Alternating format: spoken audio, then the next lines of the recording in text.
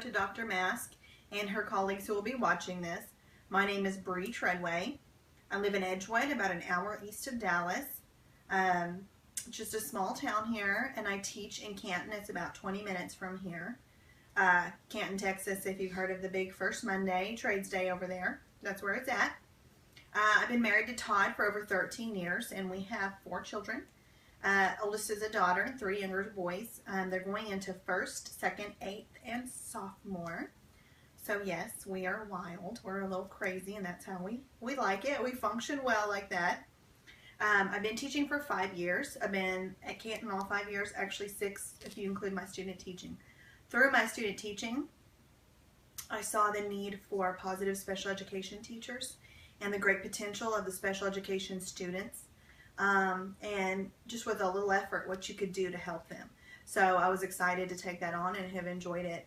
Spent a couple years in inclusion where I got to do a lot of teaching, a lot of co-teaching.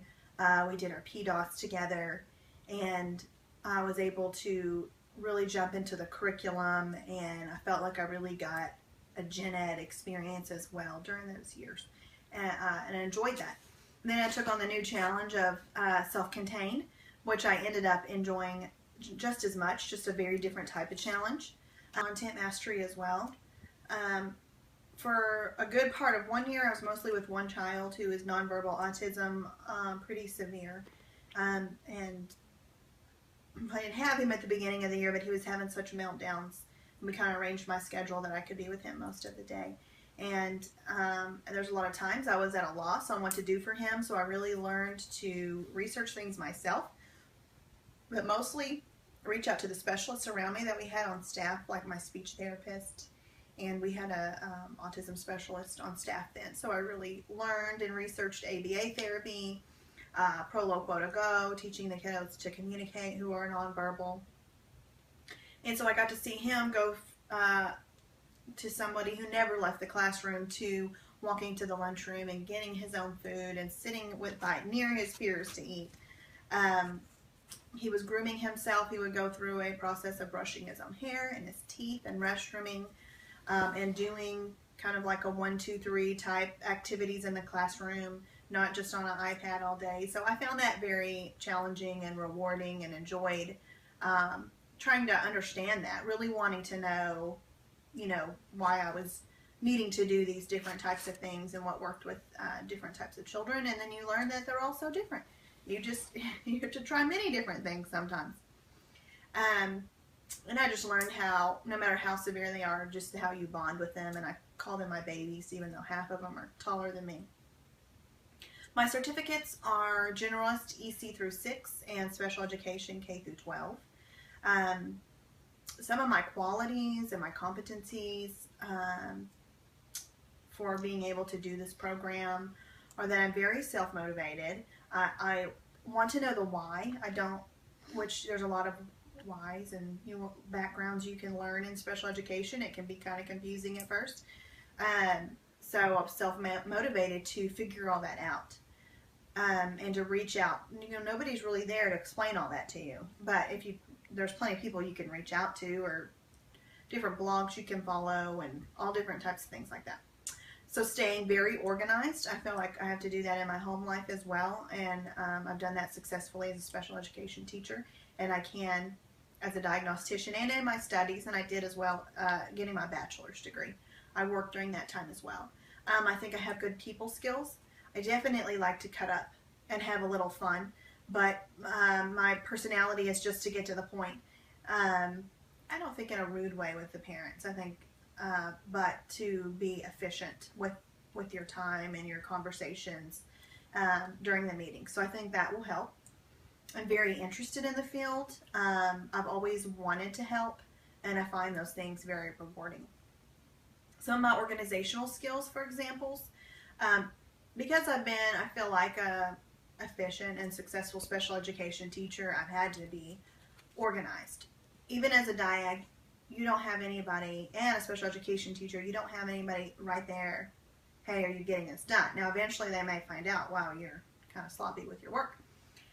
But you have to be self-motivated to get those things done. And I have been, and I've seen that when you stay on top of your stuff, as a special education teacher and a Diag, it makes it very manageable and creates a lot of problems when you don't. Sometimes my head can spin, and it did at the beginning as a special education teacher because of the amount of things you have to think about, like the scheduling and your paraprofessionals and talking to that many and communicating with that many different gen ed teachers.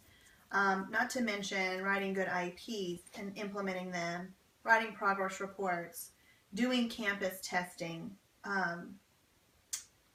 and for our campus, I do all the transfer arts, and our principal definitely has the final say, but I do all the special education scheduling as well. So there's 3 special education teachers, 4 paras, multiple students. So my brain can definitely hurt after working on that for a while. But we make it work, and then we know it's going to change several times throughout the year as the influx of students and their needs definitely changes. I have 4 children, so you guys know that I'm on my toes. I'm moving a lot. But when I was the director of the pregnancy center before I went back to even get my bachelor's, when we were looking for board members, they taught us to get busy people. And I don't mean overly busy people like we're so taxed, but they taught us that busy people can get things done. And I feel like, yes, that applies here, that I will get it done. So I'm motivated because this is a challenge we've decided to take on as a family. This is something that I will really like to do to move on in my career, to be a diagnostician. So we don't have the time to waste. I don't have the time to waste. So I don't plan on taking this on half-heartedly. I'm going to want to do a good job the first time.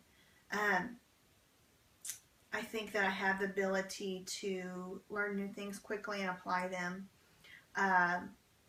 We are changing software constantly, and you get, which they're all kind of similar, but still I feel like I've caught on to those quickly. I feel like that's an attribute that I have that's going to help in the diagnostician, as a diagnostician, and in the program. At a fairly well, and what I can't, that I'll be able to keep them organized and accessible. And I feel like I've been exposed to some really good diagnosticians who have done that. I'm like, oh, that's what I want to do, because I want to be efficient like that diagnostician. Maybe not so much like that one. And I have pretty much had a new diagnostician every year that I've been a teacher, and a new LSSP, and we recently pulled out of a co-op, so that's been quite an experience. I think because I've always wanted to know the whys, I've always wanted to, even when the Diags would teach me how to do different things, I went, okay, but why do we do that? So I think that's a lot of my interest and motivation to wanting to go on to be a diagnostician, to learn even more of that, to be able to relay that in an efficient way, and to help, definitely I know, to help my campus and my district stay legally aligned, keep us out of all kinds of trouble.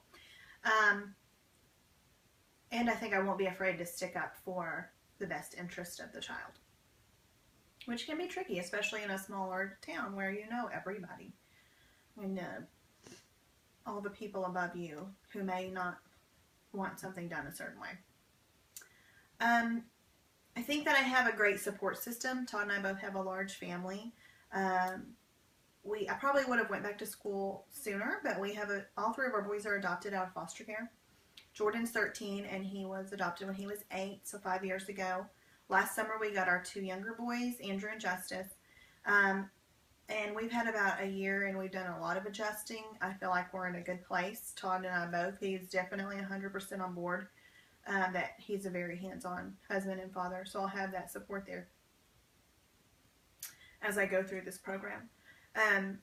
We both have extended family members who are excited for this. Both my parents have graduate degrees. My mom's parents were college professors.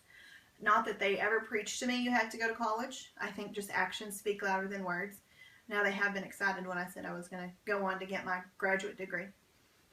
So they would be just excited with me if I said, no, I will only want to stay home. That would be fine with them.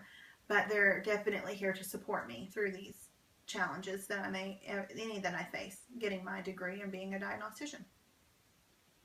I feel like I've listed several qualities that show that I'm a great candidate for this diagnostician program. I wish that I could see you guys. So, if you have any more questions, anything specific, maybe we could Skype sometime.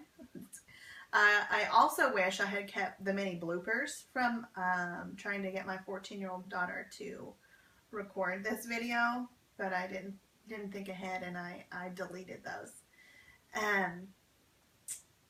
So I hope that you will find me a great candidate, and we can move forward from here. Thank you.